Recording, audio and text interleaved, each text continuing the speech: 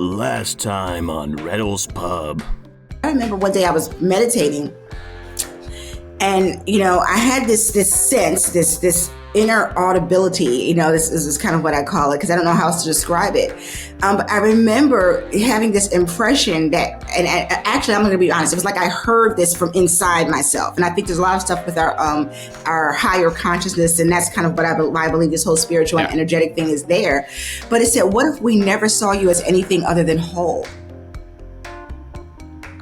And I was in tears, because for so long, I had been taught that whatever created me, right? And at that point it was God of the Bible, right? That created me saw me as unworthy and as a sinner who deserved hell and eternal punishment, but was so gracious that they gave me this opportunity, right? And so that was the whole foundation of the relationship. I'm unworthy. I'm a sinner. I need this to happen. Yeah. That's true. And the other thing that I struggled with, and I would assume that many people do, is the self-hate even. I hate who I am because I'm not able to live up to the standard that, and in my case, I'll just be honest, I'm a bit of a nonconformist. I just don't like to abide by, I don't like rules in general. I don't like certain things. And so when you're and I would assume that's probably my personality as opposed to anything. That's just that's kind of the way I am. And I hate using that language to an extent, but when you're a nonconformist and you question everything, and you're in my case, we couldn't go to watch movies in the theater, but we could watch a movie on not a TV. We didn't have a TV. We had a computer monitor that we could plug a VCR into. So we could watch movies there. Wow. But not go watch it in the theater. Were you sitting in the seat of the scornful? Oh, always. Is that what it was, Nate? Were you sitting in the seat of the scornful? Yeah, that was the thing. You can't go to the movie theaters because you're sitting in the seat of the scornful. Right. And so you've got that. It's got, but you can read Robert Ludlum's The Bourne Identity. You can read the book, but you can't go watch the movie. And it's all entertainment. It's all for trying to escape a little bit, and there makes no sense. And so I tend to be, why, and just cause Jesus said so doesn't mean a whole lot to me. And so I always struggled with that, and I was prophesied over as a 13-year-old, and told that if I didn't get God or get straight before I was 30, I would die by the time I was 30 because I was rebellious. And that 29th year. Oh, that's so horrible. At 13. And so, my 29th year, I at the time I was working an hour away, so I had to drive an hour. And so that whole year I was struggling with panic attacks, anxiety attacks, depression, because what better way to go than have a wreck, And I'm an adult at the time, but you're still struggling with this concept. So once I made it to 30, I was good, but that's also about the time that I was like, fuck it, I'm done. I'm done with all this shit. Yeah. Well, that's horrible to do to kids, and when you're so impressionable from that time of 4 or 5, when you're trying to form your identity, when your brain is developing, and we're not fully developed, until we're in our early 20s, right? According to what the psychologists say, right? All of that time is impressionable, but especially when you're under 12, right? When your brain is forming and you're really kind of your everything is kind of coming together, and everything that's sewn into you is so impressionable. That's horrible to do and to say, to kids. I'm so sorry you experienced that. That's just wrong to do to people. And let me be clear, it's not just wrong for kids, but it's wrong for adults too. I've been in church ceremonies where, and here's part of the bullshit of it, is a lot of the times the pastors are hearing things and they know things. And they'll get up in front of the church and they'll act like it's some prophecy from God, when they were just talking to their wife or somebody in the church office who told them these things. And they'll get up in front of the church as if it's a prophecy and say, well, God told me to tell you to leave that man alone. Or God told me to tell you that this is going to be your husband. And they're blasting people saying that they're prophesying from God when they're just listening to the gossip train that's in the church.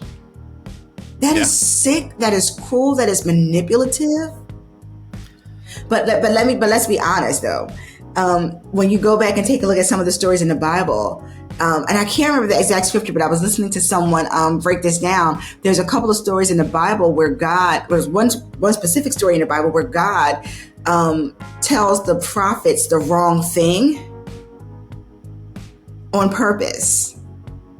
Oh, right. So when you talk about where the manipulation comes from, you can go back into the Bible, you can find those stories, where God does some pretty cruel stuff. And then God is, flip-flopping in the Bible with like the whole story of, Nineveh and Jonah, and here's something I think is interesting in the Jewish culture. There's this concept or idea that you do get to negotiate with God.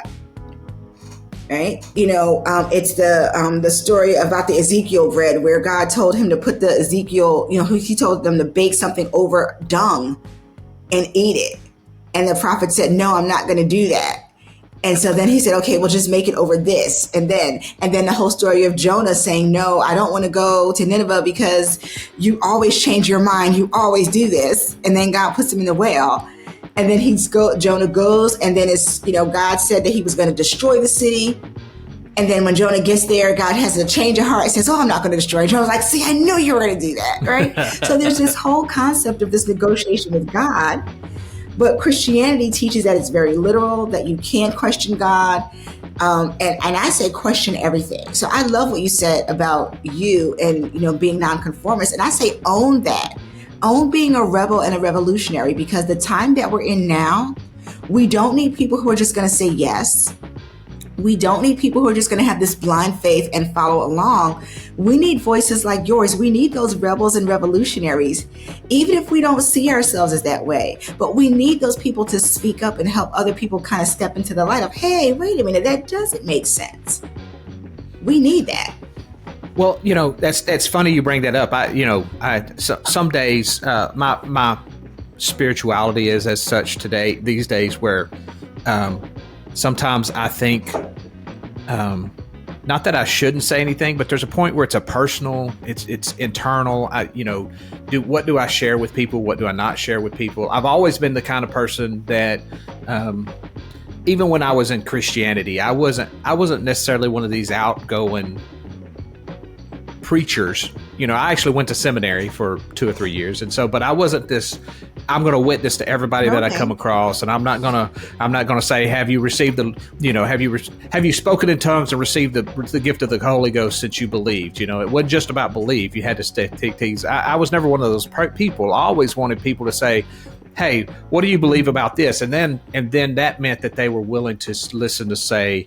They were open to whatever I had to say. And that's kind of the way I do it now, even, I don't really talk about it. And sometimes I wonder about doing this because I'm talking about something that is really, I don't, not to rehash any of it, but it's a very, I went through a very dark time, and I tell people it was so bad I almost didn't make it. I mean, that's how dark it was during that part of my life.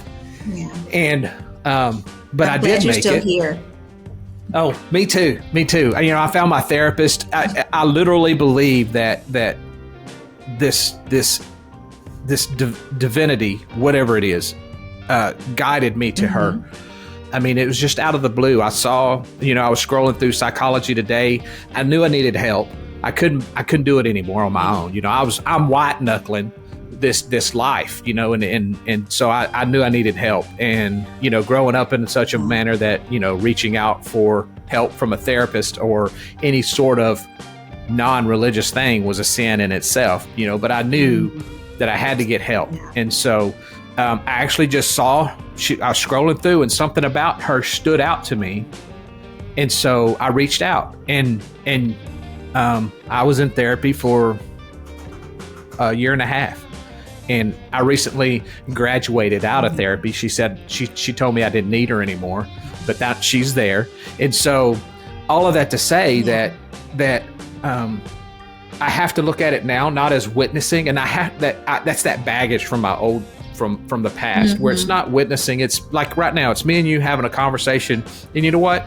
Maybe I say something that somebody hears and says, I'm going to change, or I'm going to hear that, or I'm going to do whatever I need to do. I'm going to find help. I'm going to find a therapist. And maybe it's something that you say that they're like, oh, wow, I never thought of it that way. That helps me move further in this journey that we're in. And so I on one hand, I'm like, I should keep it to myself. On the other hand, I'm like, if I keep it to myself, who am I not helping? That I don't even know I'm helping. You know, I don't know who listens to this. What? And so... Yeah. Well, one of the things that, some of the baggage that we get from Christianity and church is that, we always have to be serving someone. Right. And, I think we get to move into a different place where, we can talk about this, not because we have this actual, let me rephrase this. We can talk about the things we want to talk about simply because we want to talk about them. Right? We want to have these conversations. We want to express ideas. And that's what I totally believe in. I got to this place where I realized that my purpose isn't to serve anybody. My purpose isn't to do this because, somebody needs to hear this. My purpose is to become the highest version of myself. Because when I do that, everybody wins. But the mission that I choose, because I want to see more people be free and liberated. Yeah. And the great thing about that desire is that we now have the tools where we can have platforms like this. We can have platforms like TikTok where we simply get to show up and share. And if people want to gravitate towards it, fantastic. If they want to listen, amazing. If they want to engage in dialogue, even better. If they want to hate and troll, that's their that's their prerogative too. But at the end of the day, I get to share my story and my content and just put it out there for people to listen to. And it's one of the reasons I ask questions. I'm a coach. I've been trained as a coach, and I've done a lot of coaching in my business.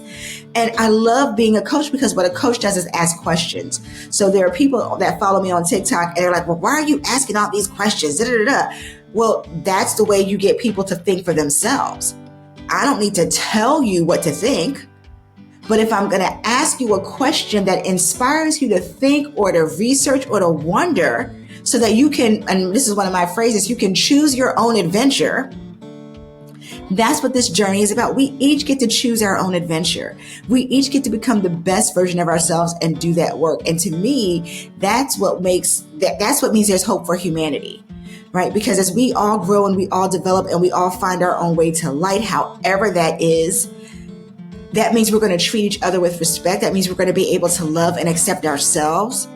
That means we're going to show up for other people and be able to help other people, and not from a place of fear or judgment, but because you know what? I'm a really good person and I know I want to be better. And what better for me than to help other people and to be kind and to be loving and to be forgiving and to be accepting. Yeah, that's one of the things that has changed. I'd mentioned earlier that, there was that self-hatred and self-loathing and, I'm never going to be good enough because you're not good enough for God. You're not good enough for this. You're not good enough for that. And so you automatically think you're just not good enough for anybody or anything. And so what I have found over the last few years is that I'm a good guy, right? I'm not failed. I'm not a sinner. I'm not these things. I have come into this realization that, you know what, I'm a pretty awesome dude. And I've become more loving as a result of that. I'm more open to people. And what's funny is I find that people are drawn to that too. I'm a manager of a small group of people, and one of the things I try to do, I still use some Christian terms and Christian ideals in that, I'll tell them, I said, have you ever heard of, and I'm asking you, have you ever heard of Mike Yaconelli? Did you ever read any of his stuff? Mike Yaconelli? No. He's Machiavelli? Yaconelli. Mike Yaconelli. No. He was a pastor. Nope. He was a pastor. He wrote a book called Messy Spirituality. Okay. And he was pretty funny to read. I mean, he was just kind of a normal dude. He wasn't your typical Christian. But he talked about how he pastored the worst growing church in America, because when he took the church, it ran like 300. And by the time he wrote the book, it was down to 30. And it was because he was gracious to people. He loved people. And one of the things he talks about is like in his scripture, or in his book, he says, you know, we wake up in the morning and we're going to be 100% for God. And I'm sure you've done it and I've done it. I'm going to be 100% for God today. I'm not going to sin. I'm not going to cause any problems. I'm just going to be 100% for. And then he talks about going by the TV and Baywatch is on, and then he, you know, sees certain things that he shouldn't be seeing. And his ability to give 100% drops down to like 80. And then he stumps his toe on something and he cusses someone, and then it drops down to 70. And his whole point is that Jesus makes up that other percentage to make it up to 100. And so while I don't necessarily believe that way these days, what I tell my group of people that I manage is I tell them that story, and I said, look, I'm not preaching at you. I'm not trying to convert you to Christianity. But here's what I get from that is that as a team, if person A is going through shit at their house and they can't give us 100% at work, it's up to the other people in the team to lift that person up and help make up that 100%. And so, you know, that's kind of what I try to do as a manager. That's what I try to do in my life. You know, if someone can't give whatever they feel like 100% is, I don't judge. It's you know, life sucks sometimes. And as a manager, you know, I'm at work. Who am I to make their life worse from 8 to 5 Monday through Friday? If anything, I want my department to feel like they can come to work and get a break from the shit in their life. And, you know, so a lot of this, I wasn't that way 2 years ago, 2.5 years ago. I was kind of I wasn't really an asshole, but I was like, no, we're going to come to work and this is what we're going to do. And I've evolved into this. I like myself, right? And when I like myself, then I start liking other people a little bit more. You know, because I'm giving myself grace. Yeah, you start having more compassion. Yeah, and so I've gotten to where I love the people that I work with, and I want them to be better. Not better in as far as not sin, but better in like I want to give them a better experience when they're around me. Not because I'm anybody, it's just because absolutely I love these people. You know, for lack of a better word. Yeah. I made a post a few weeks ago about that. Like, how come, you know, the more religious people are, or the more Christian people become, they seem to lose their empathy for other people, and you know, they lose their humanity, where we don't relate to people unless they believe like we believe. And I think that's so hard. And because one of the things I realized, and I have a post about this too, is I realized that, you know, my whole prayer life changed when I stopped judging people. Right? Because now I'm not praying, well, God save this person, and God heal that person, and God fix that person's mind, and God, I'm interceding for this person because they're not doing X, Y, and Z. That's how a lot of our prayer lives are, because we're taught that we're supposed to intercede and we're supposed to pray for other people. And when I stopped having that judgment about people, my prayers changed. And not only did my prayers change, but my whole attitude about people changed. And so in the liberation coaching that I do, you know, we've got a few steps, right? We've got, you know, curiosity is the first step. Conviction, figuring out like, what do you actually believe now that you're not being told, right, is the next step. And then the next one is compassion and self-compassion. And I found that to be such a great space to spend some good time in, because first of all, I need self-compassion for myself. And this is for anybody who's in this deconstruction journey. You're going to go through a period where you feel like, I can't believe I believed that way for so long. And here was the big one for me. I can't believe I treated other people like this because of what I believe. I was horrible. You know, I had Jewish friends. One of them, a guy that I'm still friends with on Facebook. We were friends in college. And I hammered him almost every conversation about his need to come to Jesus, how he was going to burn in hell. And we would have these intense debates. And he wasn't the only one. I'll tell you this really funny story. I took a women in religion class just so I could go in and tell those people that they were wrong about God and Jesus. And I was so annoying and so like blatant about what I was there for, that the second week of class, the professor said, she said, just write a paper and don't come back to class and I will give you the grade. That's how bad I was, right? About and how fervent I was about this stuff, right? And so, so I get it when people are really like that now, like, because people, you probably get this too if you're talking about things and people are like, oh, you're a demon and you're going to hell, and they want to combat you with all their scriptures and the blood and all that kind of stuff. And listen, I get it because I was there.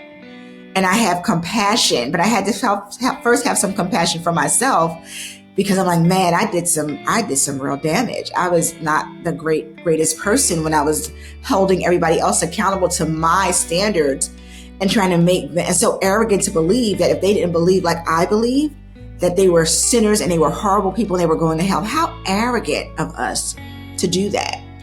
But that's where that self-compassion comes in. And what that did for me was it helped me to have a lot of compassion for other people, even the people that are calling me demons and saying that I'm, a Satan worshiper and all this stuff because I'm asking questions. I understand it because I was there, but I've got so much more compassion than I do now, now than I did when I was a Christian. Well, let me ask you this: how long has it been since you believe like you do now?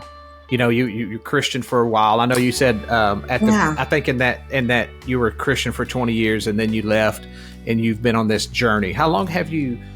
And I'm of the mind sometimes that we constantly learn and we constantly evolve, not because we're failures or sinners, but because there's so much to learn and so much to do and so much to understand that I daily I come across something that I'm like, oh, that's so freaking awesome. I wish I'd have known that two months ago, But how long have you been? Yeah. I mean, I went straight atheist, so I didn't believe in any of it. But how long have you been in this path, this freedom, this liberation that? Yeah. Well, 20 plus years as a Christian, and then around 27 is when I started questioning things and I stepped away from everything. And that was when my prayer was, I want to know you for myself. Because I told you about the Bibles and all the stuff that I had. And I got to the point where I threw out everything, all the Bibles. And my simple prayer was, I want to know you for myself. And that was another 10-year journey. Because I still identified as a Christian. I just was trying to figure things out. But within the last 5 years, I have completely switched over to, I'm not a Christian, I'm an atheist. And, and it was when I was I was living in Minnesota, at that point. And I remember because somebody sneezed and I got stumped because I normally would say, God bless you. But I'm like, I don't believe in that anymore. Right? Yeah. And it was that realization, well, who do I pray to when I feel like I'm in trouble? Because before, my first instinct had been, oh, go to God. But that 10 years, I stopped going to God.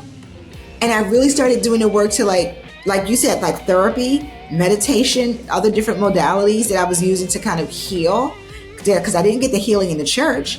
And in the last 5 years, I just said, I can't do any of the things to identify as a Christian at all.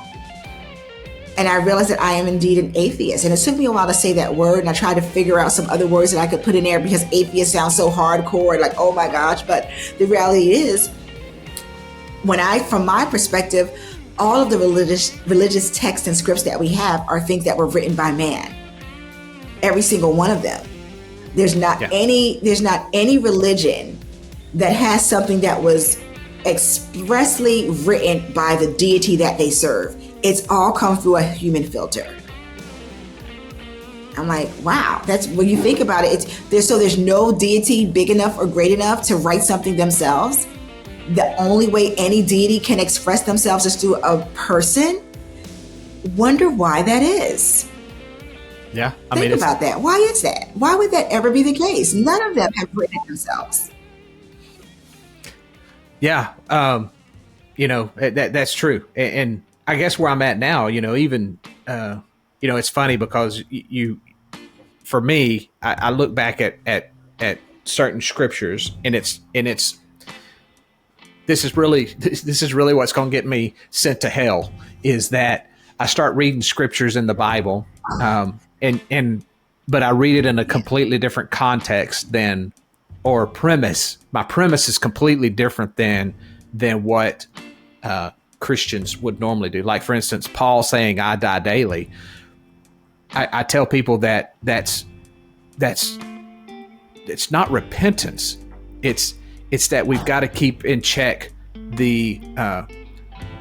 well, I have to back up a little bit. I believe that it's commonly said that we're a spiritual being having a human experience.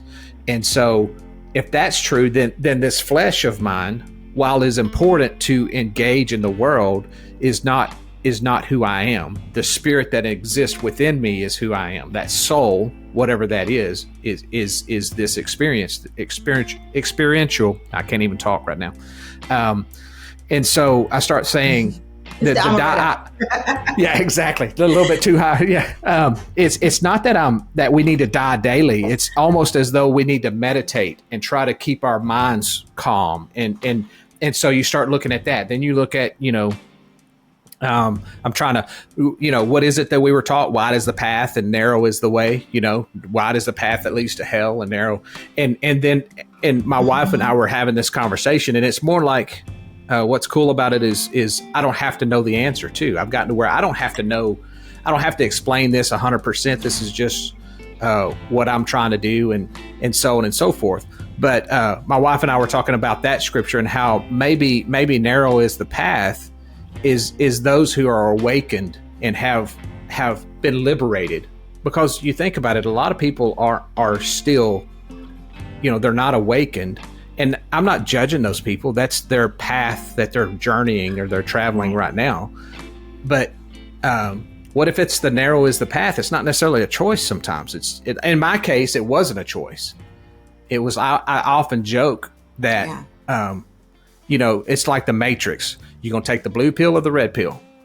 And I told my brother, I was like, I didn't have that choice. I don't feel like I had the choice. I feel like the red pill was just shoved down my throat, and you're going to take this, because I was so anti-God, anti-spirit, anti-everything. And then all of a sudden, I had 3 or 4 things. Well, here, I'll tell you a couple of them. One of them, I'm at work, no less. And, stringent atheist. I don't believe in any of this stuff, and I don't want you to tell me about Christianity at all. And this girl walks into my office, and she's got her face, so like your face, but I don't know if you ever mess with Photoshop or any of that stuff, but in front of her face was another face, and it was her face, but I could see through it. It was like I could see through that face to her real face. The real face was smiling and all that, but the face that was in front of her face was crying. And I'm freaking the fuck out. I'm like, I don't know what this is, but I asked her, "Are you okay?" And as soon as I did that, the face went back and she started crying. How do you explain that? And I'm not that guy. I'm not that guy. I'm not that guy that sees things. And even when I was in Christianity, things like that run in my family. I've got cousins who literally can read people's mail, or that's what we called it, read their mail.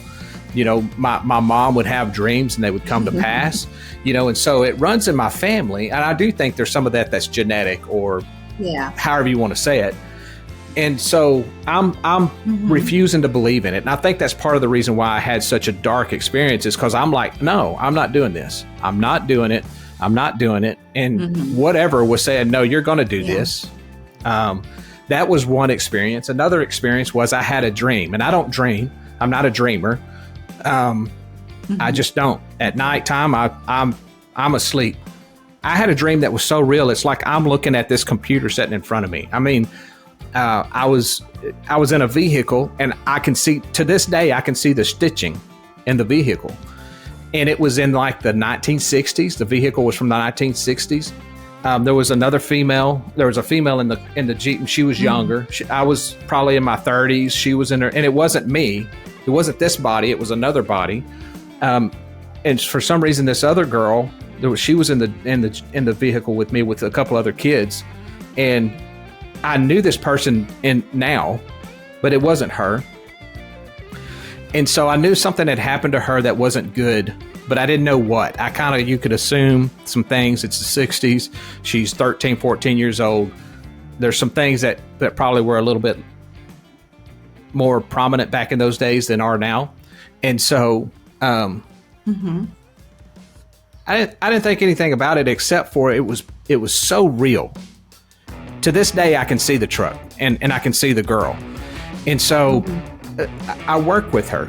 And so I told her the dream, and I didn't say too much about anything other than I basically just told her, I think it was you in the dream, but it wasn't you. And I explained to her, and she goes, how did you know that?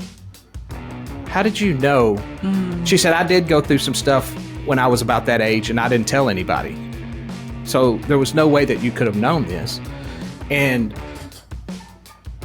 again, I'm like, no, this is not happening to me. This is not happening to me. And so through those experiences, I had to realize that there's something else other than nothing. I just don't know how to say it. I don't know how to quantify it. And I'm also the person that I like to quantify things. I like to be able to articulate it in a way that, I can prove to you that this happened because point A, point B, point C, summary, so on and so forth. And I can't do it. Even to this day, I can't do it. All I know is it happened, and it changed my life.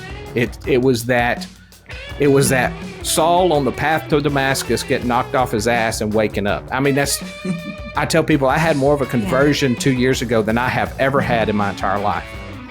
Anyway, I could go on and on, but it's what's good about it is that I've learned to love myself. I've learned to love others. I still struggle sometimes with having grace with certain people, but for the most part, I have a lot of grace for people.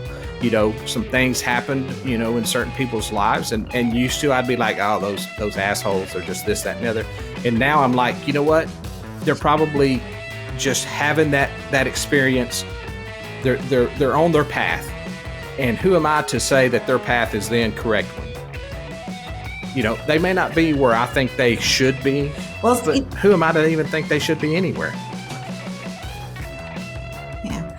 And then there are some people that are just assholes, and and it's okay to be an asshole if that's where you are in your journey.